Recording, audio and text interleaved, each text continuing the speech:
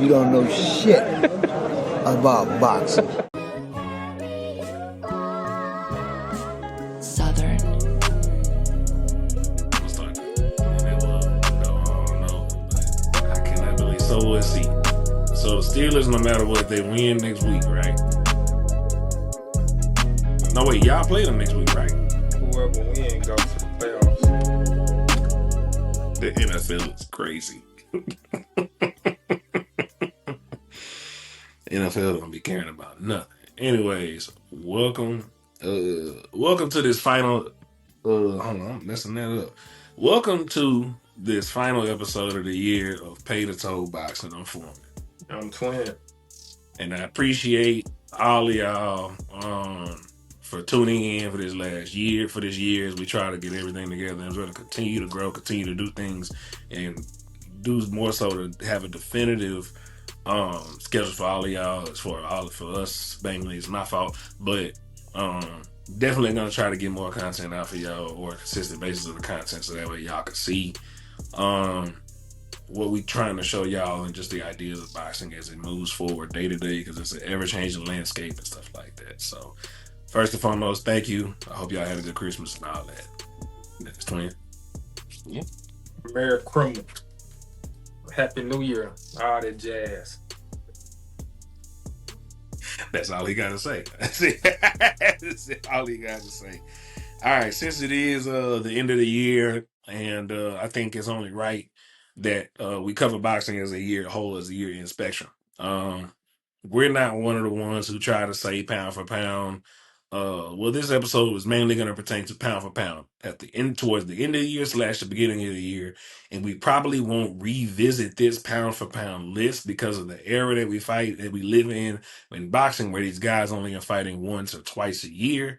We probably won't revisit this list again until probably about June and or July. And then we'll revisit again right back in December at the end of the year like we're doing right now. Like I said, because guys are just not fighting. They're not as consistent anymore. For the majority of the big names, not named Inoue, who's obviously just fought 4 times in a year, and other little guys in the weight classes who do fight 3 to 4 times in a year. So with that being said, what we're going to do is we're going to go down from the top to the bottom and we're going to exclude some weight classes and we're going to explain those reasonings towards the end. Well, I say I might as well explain it now. Number one, we're going to exclude the heavyweights. Usyk is going to ain't no probably to it. He's going to fall in the top pound for pound list simply because he's the only one that has moved up a weight class to go up. Now, we're going to also exclude the 122 weight class with Inoue. We're going to exclude 118, even though he does not fight there anymore. Just had his first fight out of there. Junto Nakatani. He was obviously clear, dominator number 1 at 122. Everybody else is just waiting to see as long as they didn't have to fight him. And then there's Bam at 115, who also rules that division. And I don't think there's any question about that. Those 3 men have a stake in everything as it relates to the top 10 pound for pound. So we'll get to them towards the end of this episode. But for right now, what we're going to do is give y'all 9 rounds of each division and who we feel the top 3 in those divisions. And then we'll go quick notes over that and we'll get to that. Are there any questions, Twin? Did I explain that properly? Yep. Oh, I'm so proud of me. So proud of me. That could have been so bad. So with that being said, let's get into round 1. All right. For round 1, Twin, I'll let you go first. We're gonna start at the 175 pound division. Who you got? 175 was easy for me. I got Bivol, Beterbiev, and David Benavidez. In that order. Okay, in that order. And then I'm almost there with you. I got Bivol number 1, Benavidez number 2, and Beterbiev at number 3. And I do think it's Benavidez's time at number 2 as far as that division, even though he says he's going up to fight Zerto next for the cruiserweight titles. We'll see what happens there. But until he gets there, he ain't there yet. So, but I do think it was his time. And obviously, Beterbiev, and then everybody else, Beterbiev already knocked out prior to this leading up to it anyway. So it ain't even really matter. So I don't think there was really now. with Bivol, with Benavidez getting ready to lead the division, possibly here soon, like he says he is. Who would be the number 3 replacement? Hmm.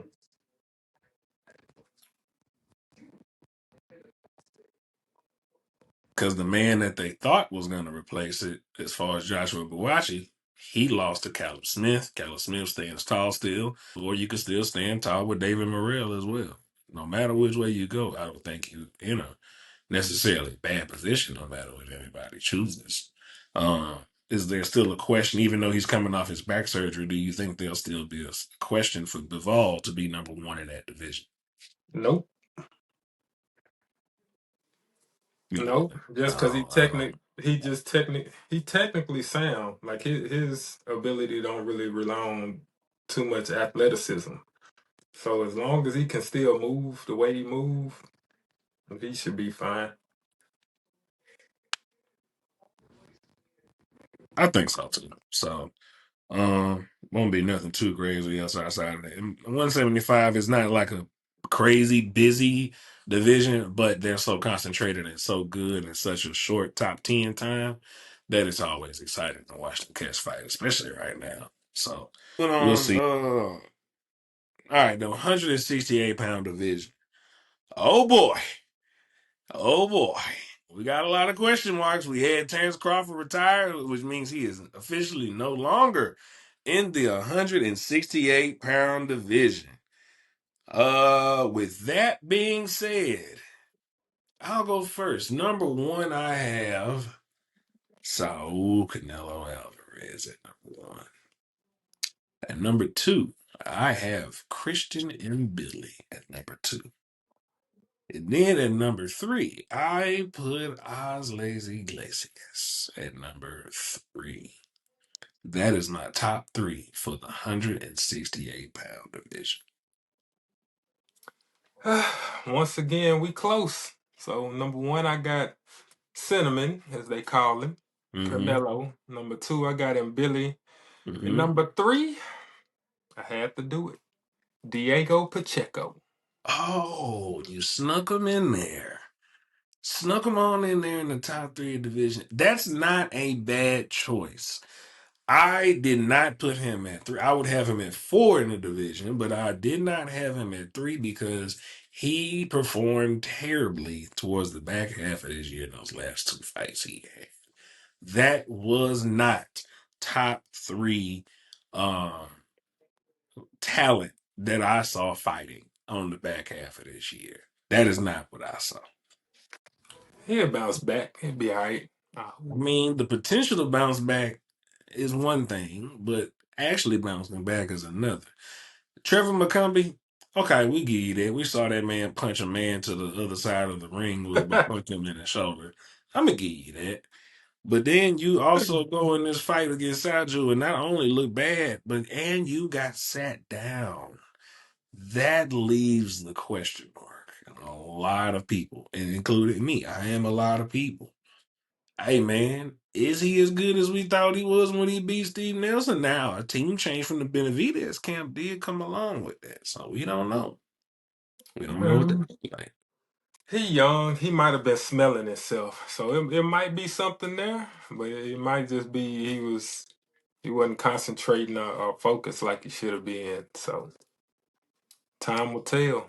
It's so many different possibilities here. So many different possibilities. I'm hoping that he gets back. And Billy is just waiting for a big fight. He had Lester Martinez, so Lester Martinez could have won at the number 3 or 4 spot as well. So you know what I'm saying? It's some tough ones out there. It's some tough ones. So we'll see what goes on. Man, I can't believe that. All right, so we're at the 160-pound division, the middleweight twin. Who you got? I'm gonna get a nod to old school now. Number 1, I got Carlos Adames. Okay. Number 2, I got Laura. Okay. And number 3, one a little younger, Troy Isley. At 160? Mm-hmm. Interesting. That's really interesting.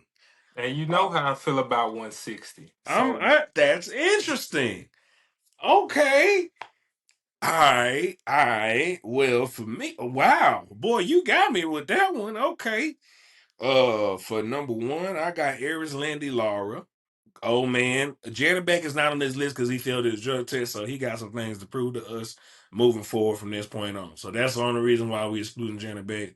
He got something to prove. Number two, what's that? Laura number one. Number two, I got Carlos Adames. I don't think the Bronco is a question about the Bronco being at the top two of the division. I ain't got it. Besides him getting screwed from the Hansa fight, whatever.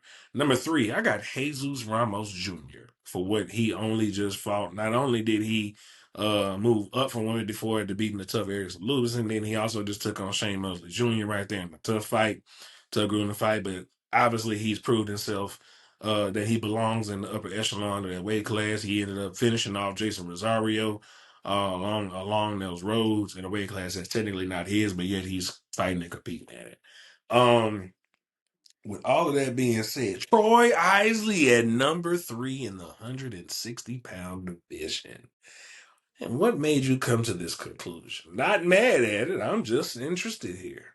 you know, I'm not real high on 160, and I feel like it's room there, and I feel like he gonna claim it.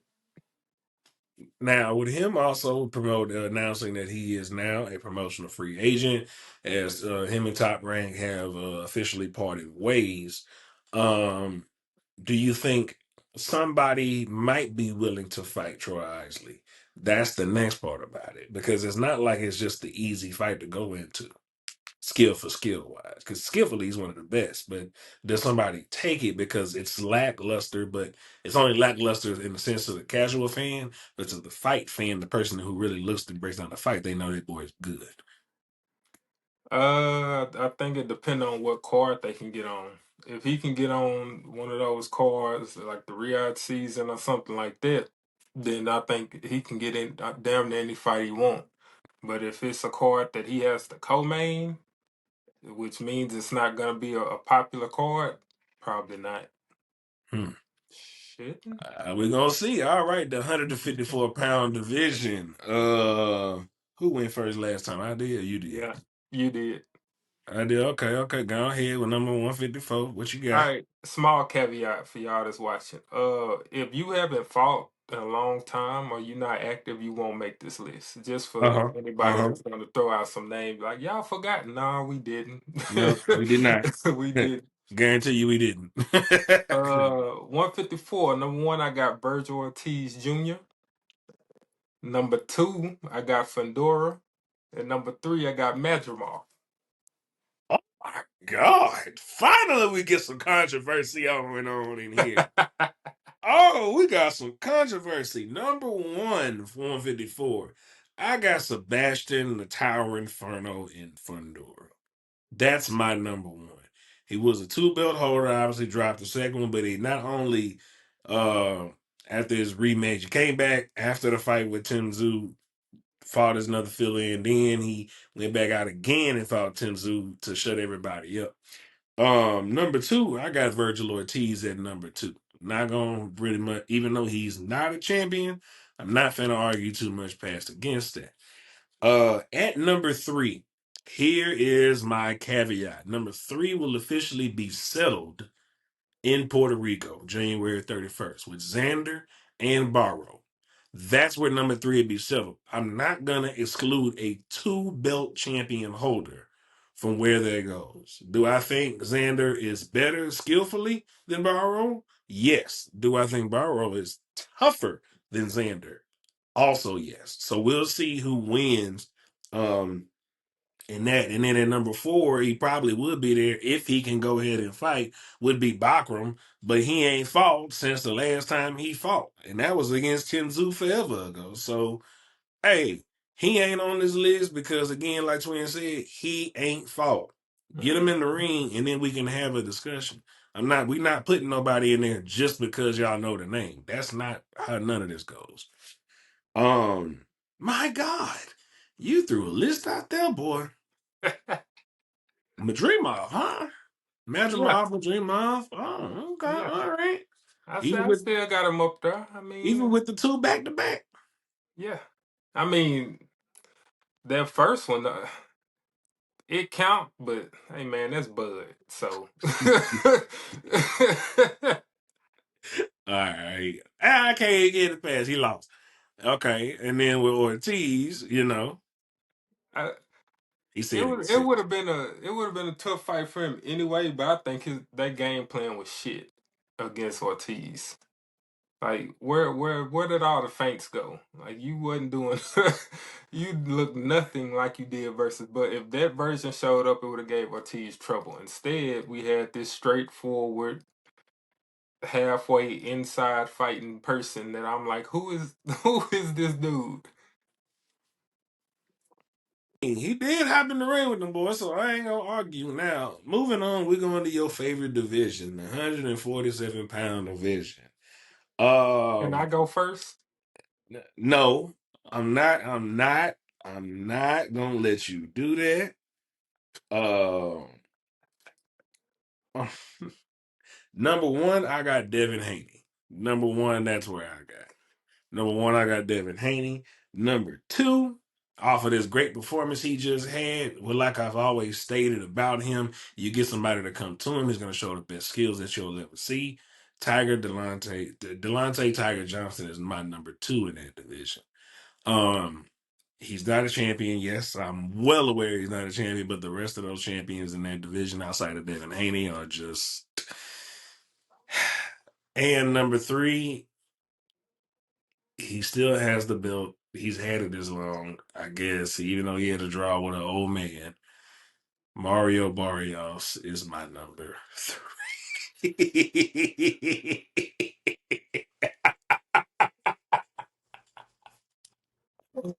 Oh man. That's what I'm doing. That's what I'm doing right now. That's what I'm doing right now. No disrespect to Tiger, but that We got 100. Hey, you got a minute and a half left. That's on you. I don't even need that long. All right, here's my 147 top three. Number one, we got Devin Haney. Number two, we got Devin Haney. And number three, we got Devin Haney. Cause I'm not ranking that damn class. That's all I got is Devin Haney, and I ain't gonna say nobody else name, cause that class stinks. I like Tiger though, but so we, Oh so we can go with your list for this, but I ain't naming nobody else in nah, we got 147. both our lists. We got both our lists. We're gonna split it Then right mine now. is Haney, Haney, Haney. Nigga, Dylan, Dylan, Dylan. Those interesting divisions we got inboxing on the cool. The 140-pound division. The super lightweights, junior welterweights, however you want to word it. Who you got? Number one, I got Teofimo Lopez. Number two, I got Gary Antoine Russell. Mm-hmm. And number three, I got Surreal Matias. Well, ladies and gentlemen, that's our first triple match of the day. I got those same three in that same exact order. Didn't think that was too hard, even though Matias did fail his drug test. I'm not gonna lie to y'all. I did want to remove him, however, he is where he is, and he is gonna fight up here, coming up here. Was it next month? So Mhm. we'll have another chance to defend himself to see if um he still is after getting caught with the drug at one point in time. We've seen fighters look worse or not as good no more after they fail the drug test because now they're trying to be extra careful and clean. I do want to state that we do not condone any PED use in boxing, as Sabril Matias has already had a man killed a man in the ring, not intentionally, but with PED, you definitely did. With the possibility of PEDs being in your system, you 100% intentionally meant to kill that man in the system. This is boxing. You do not get a chance to play this at any inch of an extra cheat mode. Uh, so Tiafimo, like we said, Tiafimo, Gary Antoine Russell, Sabrina Matias. I don't think that was a much hard division to choose. I mean, you have some other cats in there you probably could go for, but yeah, just just is what it is as it relates to that one. So I think we can cut this one short. All right, the 135-pound division, the lightweights. Another interesting division as they all coming up, coming down, moving around left and right. My top three, number one, I got Shakur Stevenson as number one in that division. Even though he has not fought since his draw, I'm gonna give number two to Gervonta Tank Davis. And number three, I think he said hello to the world not only skillfully but grit wise. For the rest of the people who may have not known him, Abdullah Mason is my number three, as he's now rated himself as a champion and a very active 2025 on his behalf. So he did a lot of work to put himself in that top, my top three, but also put in the top of the division in the boxing as well. Okay, we got 1 and 3 the same. So I got one Shakur, even though he's going to 140, he ain't fought there He yet, ain't so fought there yet. he don't qualify for 140. Number two, I'm gonna jack up his last name, but Raymond Muataya, however you say his You name. actually said it. Jack I'm him. so proud. Yeah, it's a struggle. I got him at 2, and then 3, I got Abdullah Mason. I didn't put Javante Tank Davis because it's been a minute, and he said he retired and he don't have no fight lined up, so I don't know what's going on with that. So I left him off. That's fair. What led you to get more Talia out of there versus anybody else? I would put Abdullah above him, but Abdullah is younger. He's new, technically new here. Mm-hmm. So I put him at 3, even though I like him a lot. We not gonna get into what I think he need to work on, but I like him a lot. But I think Not I getting like hit in the face. there we go. Short and dry. Yep. Mm-mm. Uh I just like Raymond. I like Raymond's style. I like what he brings to the table and fight. So Yeah, but I hate how he ain't. Never mind. He's we fighting. ain't we ain't got to get into that. I know. He is fighting Andy Cruz here coming up soon. So that means, in all honesty, in Andy Cruz, Diamante, he does pose a very good, credible threat to Mortaia and that IBF belt and getting Andy Cruz his next fight for the future. So I really am interested to see how this is gonna go. I'm not mad, not mad. I'm not mad at Mortaia being up there. I do understand that whole purpose. He would have been number 4 for me. I just hold Abdullah a little bit higher. Mm-hmm. The only question mark for Abdullah is how he was going to fare against Sam Noakes, because we literally just did not know, because Sam was a tough dog and he passed that test flying colors. So yeah, I put Abdullah for number 3. Now, if it's by force, it wasn't Yeah, his I fault. like to say somebody. Well, since we already, since somebody messed it up for everything, I'm gonna go ahead and start with the 135, 30 pound division. Number one is Oshaki Foster. I don't think that was a question about that. My number 2 is gonna be Emmanuel Navarrete. Think people forget that that man still is around swinging wildly and breaking every rule in boxing that there is for some reason, and yet people still can't seem to sit him down. I don't understand. Number 3, I'm gonna give it to Ray Ford. He has been searching for a fight for this while, since he's came up from 126 to 130, and I think he does have the skills to go at it with the best of them. So that is my top 3 of Shockey Foster, Emmanuel Navarrete, and Raymond Ford. I got 2 of the 3. I got Oshaki Foster number 1. Number 2, Eduardo Nunez. Ooh, sugar! And number 3, Emmanuel Navarrete. And I believe Nunez is gonna beat Navarrete when they fight in February. Is it February? I think it is. Yeah. I think it's February. Either way, I'm excited about that fight. That is going to be. I might have to break my no travel rule to go ahead and go to that one. I think I'm putting myself on a no travel rule till May, because I'm trying to. I told you I'm trying to get to Tokyo for the fight, dog. Hey, I was trying to get to Tokyo for the fight. I ain't even gonna hold you. That's what I'm trying to get to. That's not bad though. I'm not mad at that. Sugar Mr. Nunez is damn sure he's a puncher too.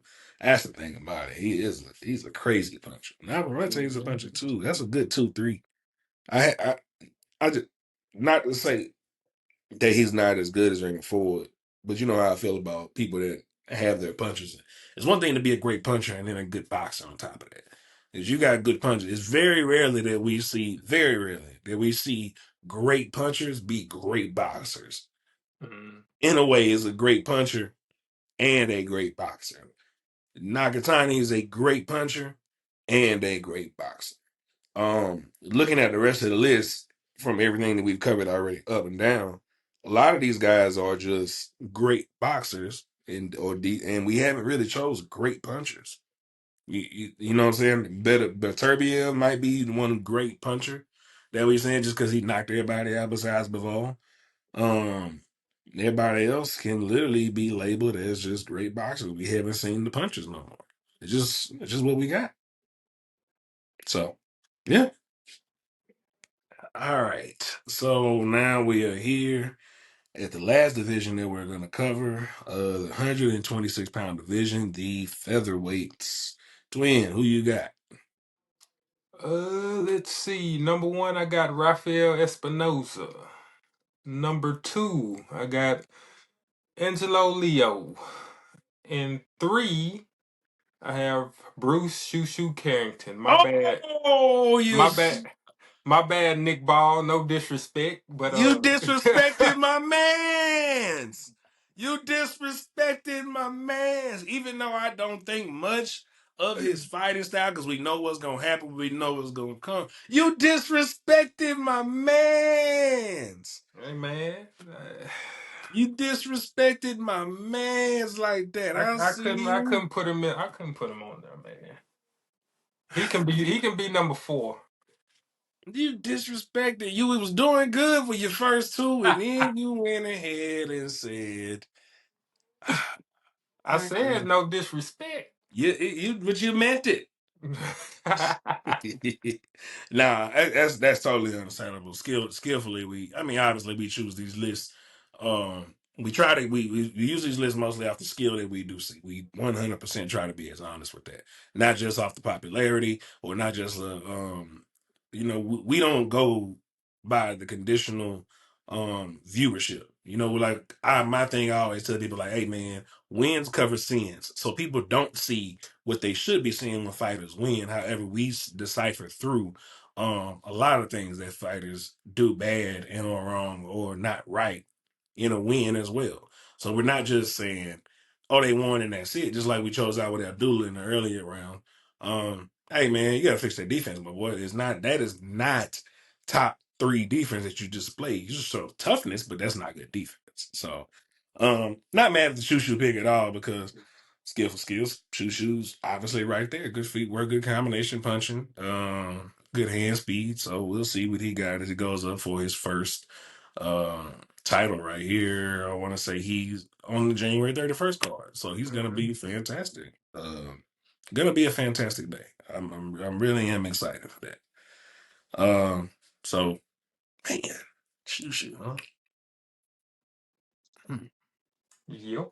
Nick Ball, if you see this, I want you to know I got you, my boy. So, what was your list? The top two was fine. I had Espinoza, Angelo Leo, and then Nick Ball. Eh, Nick Ball, No, you my boy. no regrets. None. No regrets. Zero regrets. Never a regret have I ever regretted in my life. All right. Here we are at the end of this episode. The main part, I'm pretty sure a few of y'all might just be arguing and discussing. I really don't care. Because this is my list. This is how I feel. So to end our 2025 year and to start our 2026 year, here's who I have in the top 10 pound for pound. I'm going to go 10 to 1, and then I'm going to give you 5 people who I left out on purpose for a good reason. Starting off at number 10 in my pound for pound list, I got Teofimo Lopez. Number 9, I got Artur Beterbiev. And number 8, I got David Benavidez. Number 7, I got Devin Haney. Number 6, Saul Canelo Alvarez. Number 5, I got Shakur Stevenson. Number 4, I got Dimitri Bivol. Number 3, Jesse Bam Rodriguez. Number 2, Usyk. And number 1, Naoya Inoue.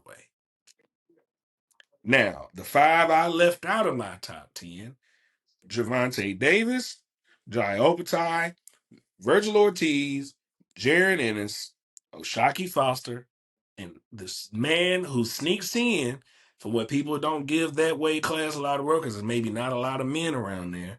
Oscar Collazo at minimum weight at 105 pounds. That man down there is bringing eyes down there because of the way he fights at 105 pounds. Oscar Collazo is one of the best fighters in the world, and I hope that he does get the credit that he does deserve.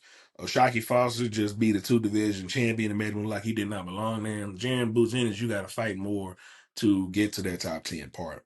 And the competition between you and Ortiz, that'll put either one of y'all in that top 10 probably easily. And Jai Overtime, hey, bro, figure something out. Figure out how to find a pin to fight Zerto or something. Or now you might have to fight David Benavidez next. So good luck. But figured it out. And Javante, he's just not active enough. So that's my top 10. All right. Well, let's see. Make sure my order right. I'm gonna go the opposite way. Number 1, I Mm-hmm. got the heavyweight champ, Mm-hmm. Usyk. Mm-hmm. Number 2, I got the monster, Inoue. Number 3, I got Bam Rodriguez. Number 4, I got Nakatani. Number 5, I got Devin Haney. As much as this pain to do for right now. Number 6, I got Teofimo. Number 7, I got Shakur Stevenson. Then it gets muddy. Number 8, I almost left him off, but I couldn't leave him off because I put him in 175. Is Bivol because he had a surgery and he hasn't came back from it yet. But so I put him at number 8. Then number 9 is Beterbiev. And then I want to put Canelo at 10, but I had to put David Benavidez instead. So Canelo would be the odd man out at 10. I mean 11. Well, technically he'd be 12 because I want to put Rafael Espinoza at 11. I want to put him at 10 too. Mm-hmm. So it would be 11 Espinoza, 12 Canelo. Now, okay. Now that's a good conversation. Now that's a damn good conversation there. I don't see the issue. Okay, so what was you moved Canelo out of the top 10. I did not move him out simply because losing to a number 1 pound for pound fighter should not end. It wasn't like you got beat. Let's not argue that. But it's not like he just got completely dominated out and washed out of the way, for sure. Mhm. But losing to a number 1 pound for pound fighter is not that criminal to me. You know what I'm saying? To me, that's not that criminal because you were on that list as you started the fight. So I'm not gonna be mad at you for or punish you in a sense for losing to that number 1 man. So I didn't necessarily do it for that reason. It was more so it got crowded at the bottom. You And think he watched? Okay. no. For one, I got Bivol at like 8. And he lost to Bivol already, so it couldn't be above him. Mm-hmm. And plus he lost his last fight. And then he ain't want no smoke with Benavidez. I don't care what nobody say. So I wasn't putting him above him. Plus Benavidez looked good in his last fight. So Mm-hmm. it wasn't a big margin or whatever. I mean, he still could have went in there, but I think he'll bounce back. He liked boxing too much. If he didn't like boxing, it'd be a problem. Agreed. I didn't put Junto on my list. I probably should have had him at the names I had at the bottom floating around. Um, while he was at 118, I had him in the top 10. I know that seems kind of crazy to some people are going to hear like it's contradictory of me to remove him out. However, with him moving to the new weight class, and now having to fight in a way, there's nowhere else to go here at that point after he gets to that point at 122. So I probably the last five names I named, I didn't put those guys in any order. They were just on the outside looking in. So Junto would be on the outside looking in, the same way those guys are, as it relates to that. Because I think Junto is one of the top 10 to 15 talents of the world? Absolutely. Absolutely. There's no ifs, ands, or buts about that. Skill for skill wise, punch for punch, from what we've seen, what he's displayed to us, that is absolutely top pound for pound talent. Um, just now that he's washed through who he was going to wash through at 118. Now he's at 122. He struggled yesterday, struggled real bad, you know, yesterday from the performances that we're used to seeing, but we also don't know um how good his opponent actually is. We're going to find out here probably now because everybody's going to be curious about the man who swole up Junto's eye and made him look bad. So eyes will be more on that as he moves forward. But on to Tokyo for at the Tokyo Dome for the Monster Japanese Showdown. Yeah, Pun intended. and some people watching and a lot of fighters they get offended at lists, but a lot of fighters make it difficult because of inactivity. If you Mhm. don't fight that often, how the hell can I rank you? Especially, it's one thing to not fight often, but if you don't fight often and those fights aren't meaningful fights in the pecking order of boxing, Mhm. then it's hard to do anything. So, for instance, when Bud went on his run of undisputed and taking belts, he didn't fight that often, but when he fought, it was meaningful in the pecking order of boxing. If you're a good fighter and we have you high on these lists and you fight another guy and it's not for a belt, it's not for undisputed, it's not for unification, it's not to win a new belt, it's not for any of that, anything like that. It's kind of tough. Yeah, it is kind of tough. The only reason we'll give it a pass is if we know it's another contender coming up. Like you have a belt and the person you're fighting does not have a belt. Like you giving another contender a Mm, chance, like another legitimate contender. Like you said, the pecking order. Like, hey, I'm number one in this division. Number two, three, four, who has the other belts? Or let's just say you got two belts and the other two belts are tied up. Okay, that means there's only three people with belts, and then you got the number four man who does not have a belt, another contender. You're going to go fight him.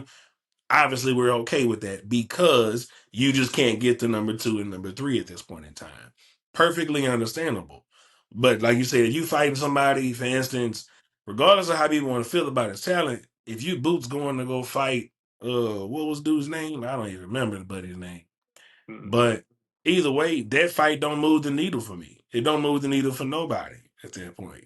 At least Virgil went and fought Lubin to move the needle again after he came off the back of fighting Madrimov. You move the needle each and every single time.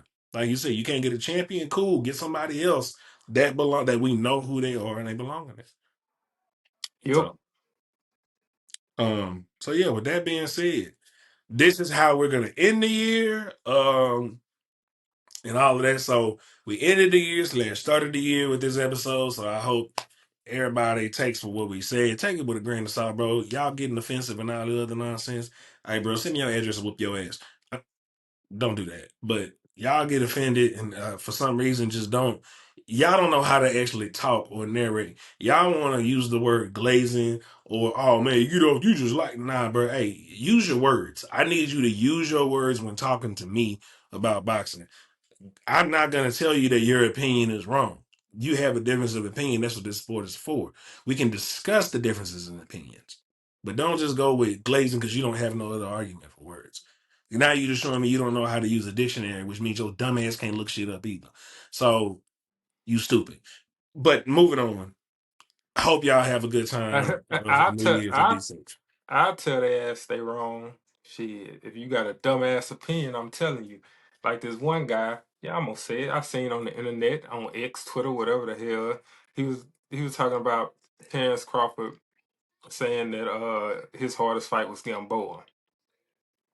And then he was like, but y'all won't give Tank credit for beating Gamboa.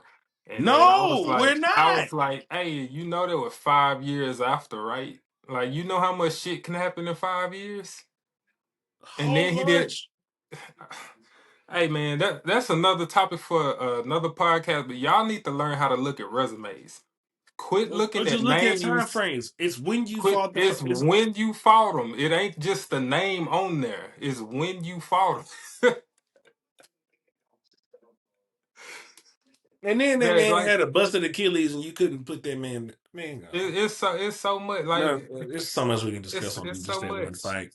But It's so much. Like one more thing. Since the year wrapping up, but when Bud retired, I seen some guys saying it would have been a different fight if Earl never got in that crash. Hey man, after that crash, y'all ain't say that shit when he fucked up Uga's eye. Y'all ain't say that when he beat down Mikey Garcia. Y'all ain't say that. Y'all ain't say that when he beat. Danny Garcia, it was Danny Garcia. He with both shit. He Mikey beat was both. before It Mikey was was before the before. crash. But yeah, it was Either way, Danny Danny and Garcia and Ugas, they ain't say none of they that. ain't say a word. And then, nah, I ain't even gonna get into it.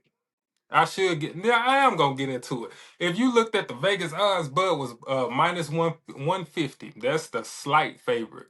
You know what he was against Ugas? Spence was a plus. He was a minus 800.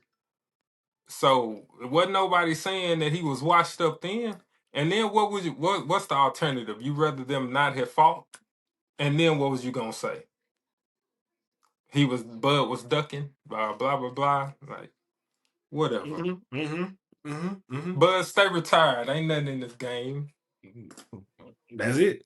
So appreciate y'all. We ended up finishing the year as of today's date. I think we ended up finishing with 576 subscribers on the YouTube channel. I think we started this year, I want to say, with like 46 or something like that.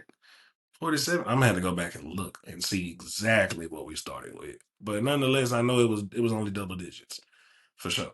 I know it was only double digits. And with that being said, thank you to all of y'all that do subscribe, everybody that does view the channel, that watches our shorts, our shorts, videos, breakdowns, whatever you choose to watch us and you chose us to watch, we appreciate it. So, like I said, we'll hopefully get you a lot more information next year, a lot better scheduling, so that way you know exactly, hey man, it's Thursday, Friday. I know the boys got it locked in. We got y'all. I promise you, we got y'all. More dedication. And then maybe more sponsorships here. We got a few. We got working on the line. Definitely working on a few down the line. As this next one comes in, it's gonna be great, and we're so willing to do a bunch of things with them. Um, Nonetheless, man. Y'all stay safe. Happy New Year. Um, don't wait till January 1st for your resolution. Start right now. Go ahead and get that out the way. Today is December, what is this? December 27th today? The 28th? I don't know. It was 28th today. It's the 28th. I just checked the watch and to see but yeah, man. Keep God first. Love your family. Take care of yourself. Go to the doctor. Um. Oh yeah, my annual. I do this on social media all the time. My annual end of the year message. Hey, if you're one of those people that like to shoot guns in the air, I hope you go to jail Mm, because that mm. shit dumb and it's dangerous. And I would much rather you shoot the gun in the ground, and I hope you hit a gas line and blow yourself up Amen. because there's no reason for you to shoot in the air. Bullets have to come down. You hit somebody, you kill them, and it's at random. That's dumb. So if you're not shooting at a target, just don't pop a firecracker and sit down somewhere. Sounds good to me. Stop shooting guns in the air for real though. It's kids running around having fun. You gonna hit an innocent kid, bro. Don't shoot no guns in the air. So thank you. Once again, I'm Foreman. I'm Twin.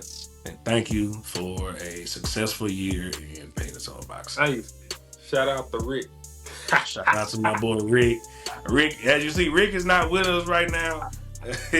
But shout out Rick. Rick will be back top of the year. He just having a really He on really the circular. He's having a really circular day right now. he's on the injured reserve list. He'll Yeah, be out he for definitely he on a few IR right days. now. Yeah. So my boy Dollar Rick is on IR right now. We'll see what's up with that. All right, man. Y'all be cool, dog.